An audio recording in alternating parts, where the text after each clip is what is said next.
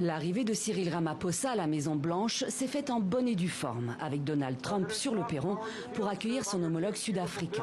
Mais dans le bureau ovale, les choses se gâtent. Accompagné de ses conseillers, dont le milliardaire sud-africain Elon Musk, Donald Trump brandit des coupures de journaux et diffuse des images vidéo censées montrer notamment des tombes. Avant de réitérer ses accusations de génocide des fermiers blancs en Afrique du Sud, dont 49 ont récemment immigré aux États-Unis. On accueille des personnes de tous horizons si l'on pense qu'il y a des persécutions ou un génocide en cours. Je dois vous dire, Monsieur le Président, qu'on a reçu un grand nombre de personnes, en particulier depuis qu'elles ont vu cela. En général, ce sont des fermiers blancs qui fuient l'Afrique du Sud, et c'est une chose très triste à voir.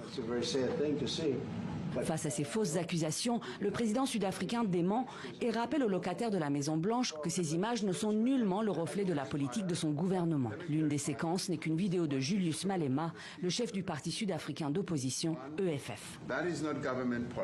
Ce n'est pas la politique du gouvernement. Nous avons en Afrique du Sud une démocratie multipartite qui permet aux gens de s'exprimer et aux partis politiques d'adhérer à différents points de vue.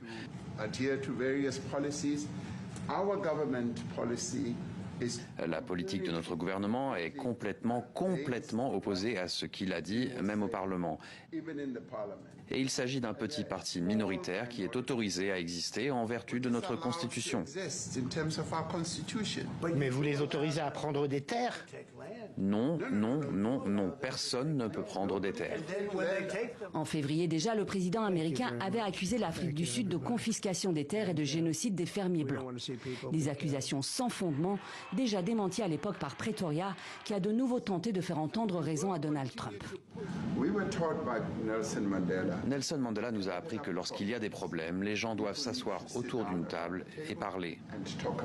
Un dialogue compliqué avec Donald Trump, qui a tout de même avoué devant les caméras. Elon vient d'Afrique du Sud. Ça, c'est ce qu'Elon voulait. Les liens diplomatiques entre Washington et Pretoria sont particulièrement tendus depuis l'arrivée de Donald Trump et de son conseiller Elon Musk à la Maison-Blanche. À tel point que le président américain a assuré à plusieurs reprises vouloir boycotter le G20 présidé en novembre par l'Afrique du Sud.